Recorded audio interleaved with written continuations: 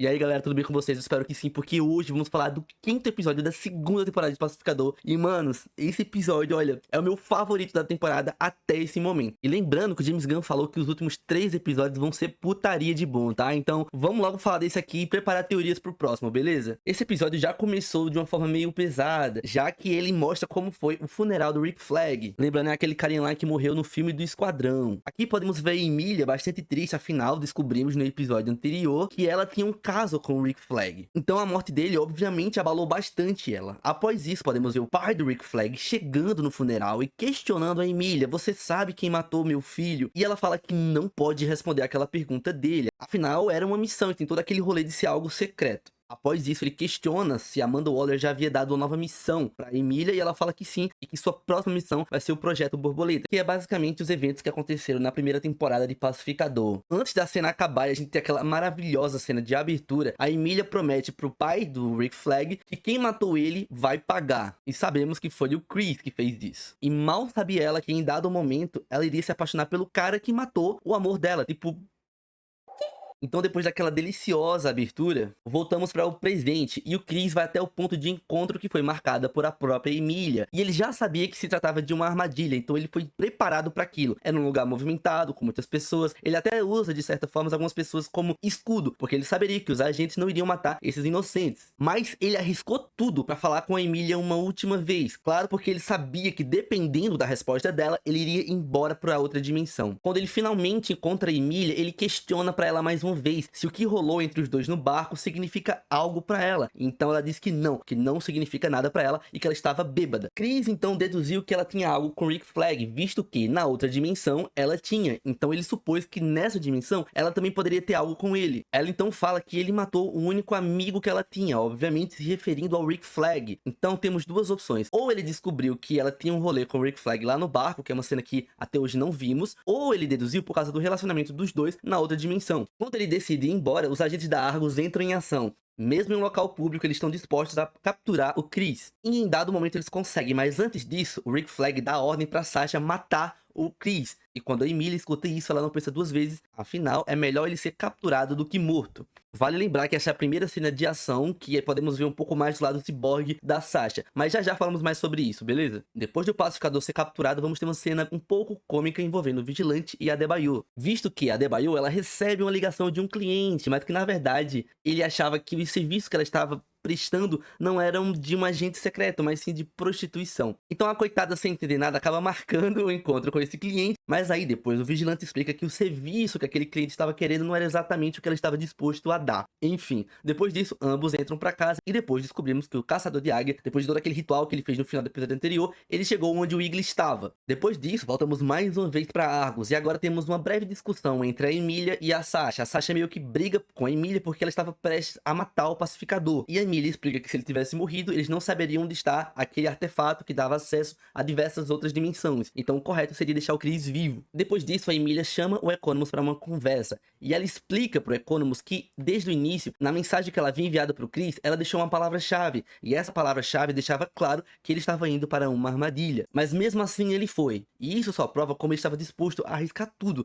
só para mais uma vez ter a chance de falar com a Emília e ver se o que rolou entre os dois via ou não um significado para ela, visto que para ele tinha. Economus então revela alguns detalhes sobre a Sasha. Nos quadrinhos, vale ressaltar aqui que ela é guarda-costas do Bruce Wayne, e depois disso ela foi recrutada pela Checkmate, passou por uma cirurgia plástica e foi transformada em uma espécie de ciborgue. Aqui na série a gente também pode ver um pouquinho dessa parada, mas que até então não foi tão explorada assim. Vamos ver se talvez nesses últimos 3 episódios podemos ver mais desse lado ciborgue dela. Sabendo que o Rick Flag estava com posse do Chris e pensando em salvar ele, a Emília sugeriu que o Economus registrasse oficialmente a prisão do pacificador. Assim, o Rick Flag não poderia matar ele, já que tudo estaria nos registros. Depois disso, voltamos mais uma vez pro Eagle. Aquele caçador safado envenenou um ratinho para usar como isca pro Eagle. Então ele joga aquele rato justamente para chamar a atenção do coitado. Então, mais uma vez, a cena intercala com os acontecimentos lá da Argus. O Rick Flag finalmente está cara a cara com o pacificador e ele começa a bater muito nele, porque ele está mais interessado em sua jornada de vingança pelo que o pacificador fez com seu próprio filho, do que de fato com todo aquele lance envolvendo a dimensão. Pelo menos é o que ele transparece inicialmente. Então ele bate demais mesmo no Chris. O coitado nem revida. Ele só pede desculpa e fala que o que aconteceu foi porque a Amanda Waller pediu. Mas então a Sasha chega e interrompe, falando que ele deveria parar o que ele estava fazendo ali, porque o Economos havia registrado a prisão do Chris. Então o Rick Flag viu que ali ele teria que parar, ou senão ele mesmo seria prejudicado devido, obviamente, a toda a situação. E agora vamos para a trama do Wiggly. O caçador que já havia chegado no local onde nossa águia favorita estava, havia colocado um ratinho lá com veneno nele para que o Wiggly comesse aquele rato. E o Wiggly estava quase fazendo isso, mas sorte que o Vigilante e a Debaio apareceram, porque eles ficaram sabendo da prisão do pacificador e foram lá buscar ele. Então o Wiggly acabou se distraindo e não pegou o rato. E nesse momento um guaxinim inocente pegou aquele rato para comer e saiu correndo. O Wiggly revoltado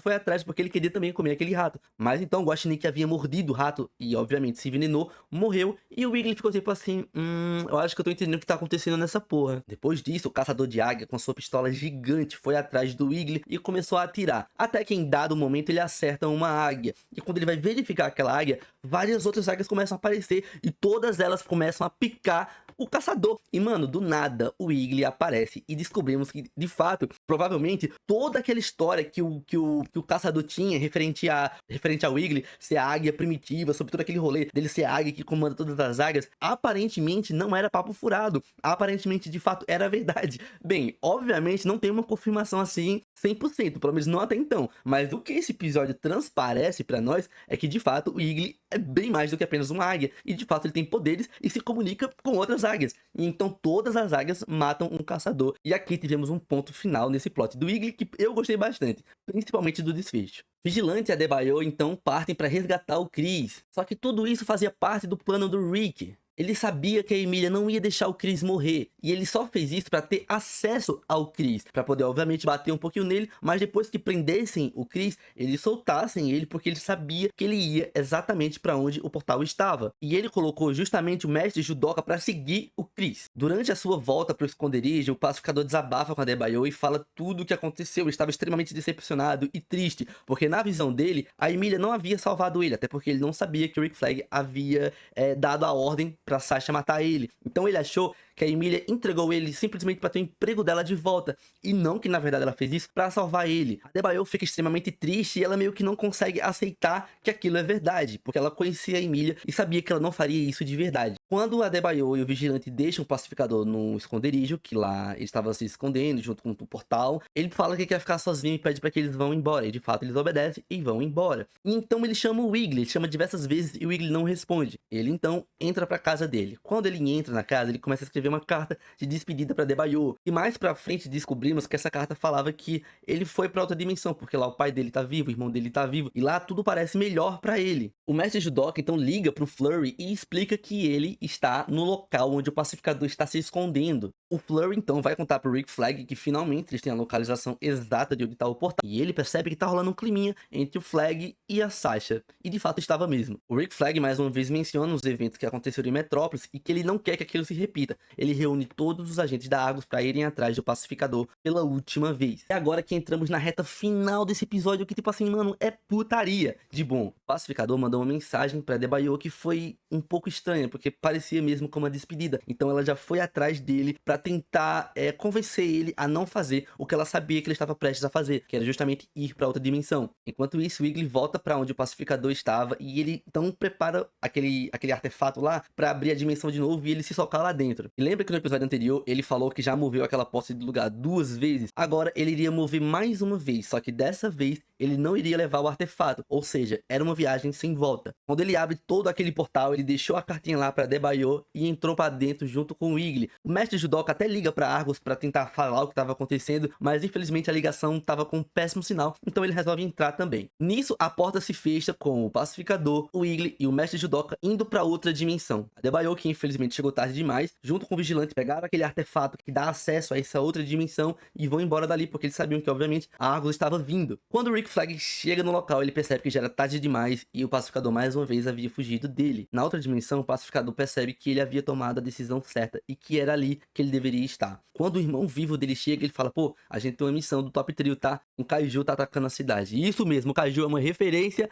ao Kaiju lá do filme do Superman. É o mesmo, a aparência é literalmente a mesma. Desculpa, me empolguei. E aí ele questiona, pô, e essa águia aí? E o pacificador então fala que essa águia agora era o novo mascote deles e que ele iria junto nessa missão. Logo depois podemos ver o pacificador, o seu irmão e o seu pai e a águia indo enfrentar o Kaiju na cidade. A cena então corta e vamos para Argos desse universo. Lá podemos ver que a derrota desse Kaiju foi televisionada e que justamente o Top Trio havia derrotado ele. O pacificador chega todo felizão e vai lá abraçar sua amada, a Emília. E voltando para nossa dimensão, a Debaio reúne o Vigilante, o Economus e a Emília para explicar tudo o que aconteceu e para onde o pacificador foi. Lá, a Emília também explica que ela não tinha a intenção de fato entregar ele, mas que se ela não entregasse ele, ele iria morrer. Então, tipo assim, ela fez o que ela tinha que fazer naquele momento. E então a Debaio mostra aquele artefato que dava para abrir o portal, que dava acesso a diversas outras dimensões para todos os membros da equipe. E a Emília fala que eles vão buscar o pacificador juntos, mas que não poderia ser naquele local, porque a partir do momento que eles abrissem aquele artefato, a Argos iria saber que eles estavam com aquilo, então eles teriam que ir para outro lugar. E então esse episódio acaba. Mano, que episódio foda. Pra quem tá me acompanhando até aqui, muito obrigado. A partir de agora, assim como vocês, eu não sei mais o que me aguarda, o que nos aguarda, porque o episódio 6, 7 e 8 não foi enviado pra ninguém. Então é isso, pessoal. Tô bem animado, tá? Deixa o like, comenta e, se der, comenta aí quais são suas teorias pro próximo episódio, porque eu quero fazer um vídeo só com teorias, beleza? Então um beijão, fui!